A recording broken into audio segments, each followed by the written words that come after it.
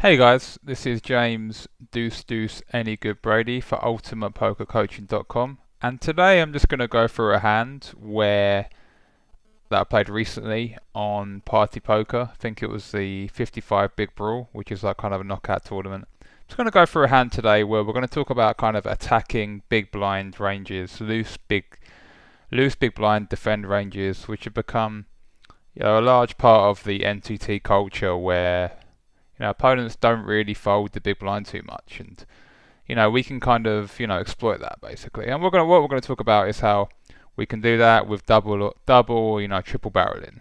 As in betting, betting the flop and the turn, and then betting all three streets if we need to. Okay, really putting pressure on that big blind defend range. So here if I was to us in the cutoff.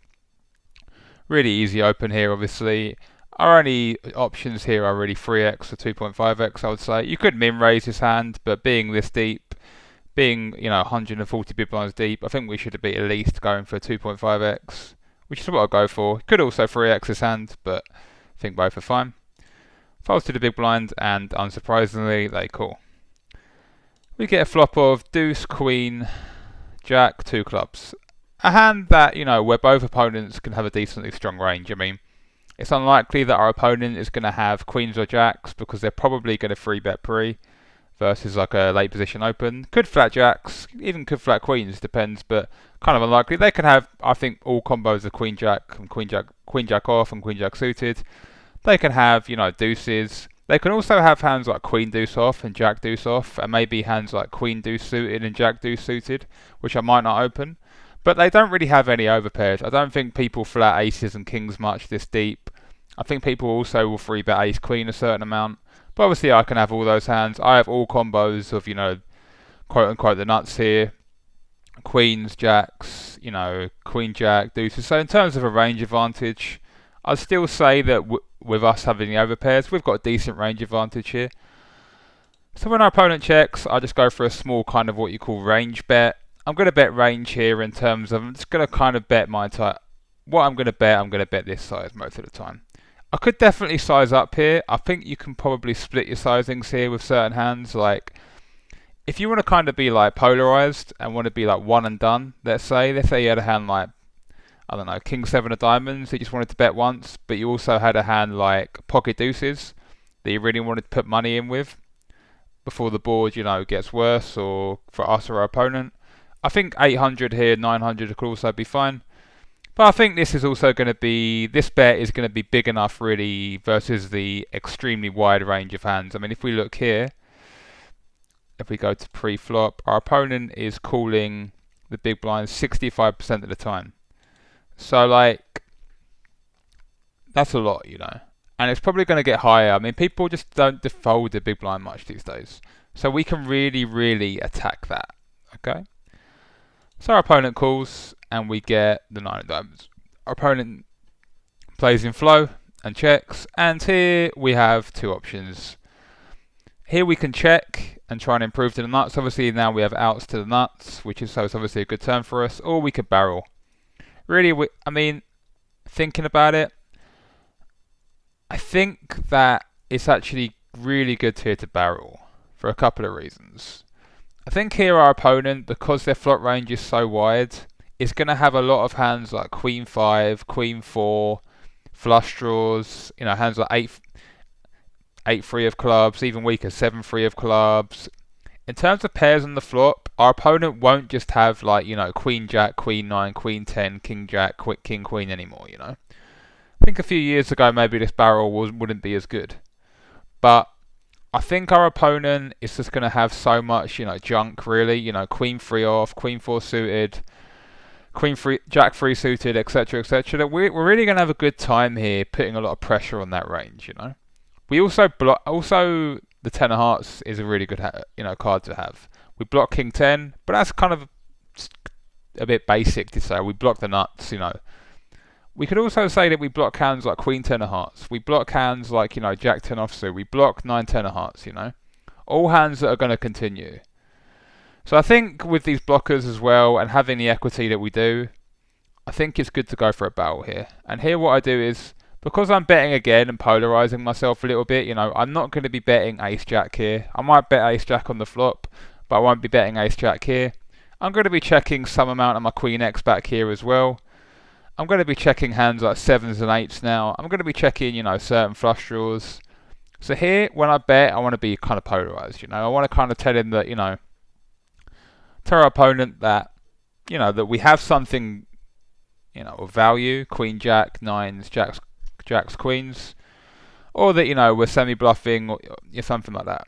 So I think sizing up here generally is going to be, good to really put pressure on that weak big blind range. And I would say that although in this hand we end up, triple barreling, I would say that double barreling versus the big blind with these kind of hands is very effective for MTTs, because a lot of players will just defend. Let's just do a random hand, jack 4 of spades, and then call flop, and then not really know what to do. I don't think players are doing enough work on. I think they're doing a lot of work on defending the big blind. I don't think they're doing enough work on how to defend that range post flop. So we can really attack that in position, basically. Anyway, our opponent calls, and we go to the river. Now, before we go to the river, we should think about what our opponent has. When our opponent calls again, it's like very likely that they're going to have hands like, Queen X, some stronger Jack X. I think if they're going to call Jack X, they should probably have some equity with it. Jack 8, Jack 10, King Jack. But they could also definitely hero a hand, like I said, Jack 4 of spades, and be adjusting a little bit. I think here a lot of players are going to raise the nuts and raise, especially a hand like 10-8 or a hand like pocket 9s they could have, or maybe even Queen Jack. I think players tend to over raise this turn with alpha value. Could be wrong there.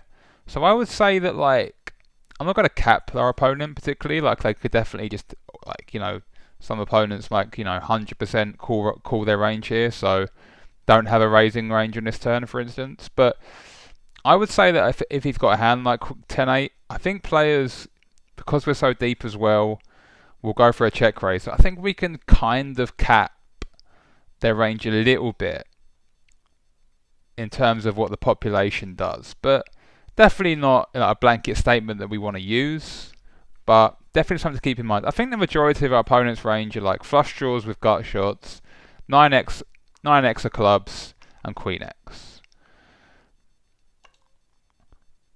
So we get a blank river, and our opponent checks again, which is, they're going to do a lot. A lot of players playing check now, playing flow, so that's going to be pretty standard. And here we're left with a decision. With ace 10 of club at hearts, there is actually kind of an argument for checking back and taking showdown. I mean, we do beat hands like 10-7 of clubs, 10-6 of clubs, 10-5 of clubs, all flush draws, like ace 3 of clubs, ace 4 of clubs. We beat those hands. We don't beat ace 5 of clubs now. We don't beat 10-5 of clubs. So the 5 isn't a complete blank. I mean, there's flush draws of pairs that we now don't beat. I just think here that generally our opponent is still going to have a lot of the weaker Queen X, weaker Jack X, and 9x of a flush draw, and like I said, maybe some 5x of a flush draw.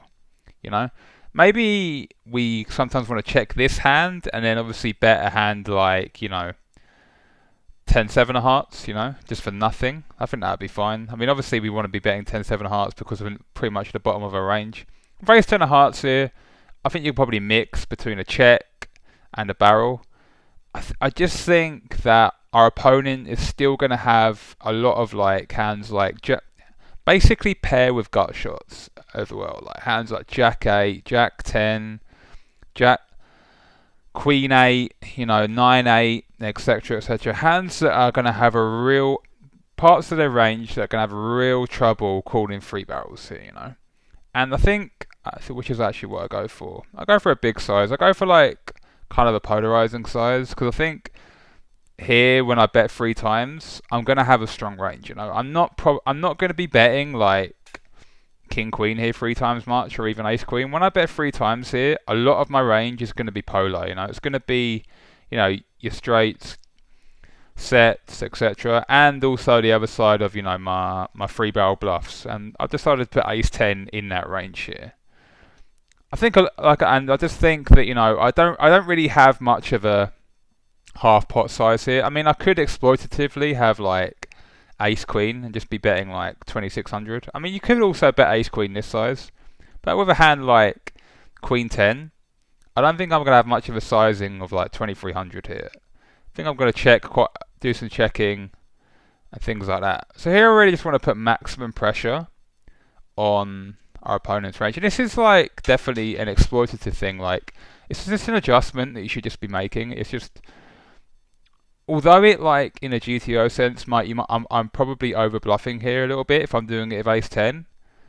I just feel like our opponent defends so wide and has a hard enough time calling 2 streets, let alone 3 streets. And I do think that in tournaments there is a culture of opponents are very comfortable, villains are very comfortable calling 2 streets but not 3 streets. And we can really exploit that, especially at the start of the tournament where, they're just not going to want to like punt off chips straight away, And like, I just feel like this is going to be very effective versus the population and just in general versus their range. Like, I think they're still going to have, like I said, a lot of jack 8 of spades, hands like 9x of clubs, 5x of clubs. Hands like that are going to have a real hard time calling here. And like I said, I think a certain amount of, quote unquote, nut hands or very strong hands do get check raised on the turn. But obviously, I think the better and this just shows as well, conversely, where if you're in the big blind and we do get to the turn with 10-8, I think we should be calling more than we used to. I think a lot of players have picked up on this, that we should be doubling and triple barreling the blinds because their ranges are so weak.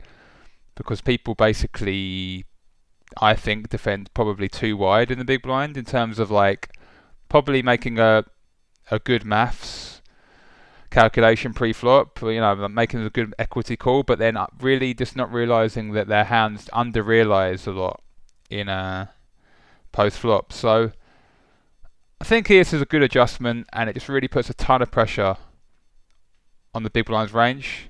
And I mean, I just think this is going to be really effective, essentially, in mid-stakes tournaments as well. But if I go back to what we said, I think if you're in the big blind, you just want to be like making sure that you do get to the river with like nut hands, Because if we get to the river, if we've already check raised all our good hands before this point, i.e. 2 pairs and straights and king 10, 10-8, really we're going to be getting to the river with like a really weak range, And like we're going to get exploited for that, So yeah.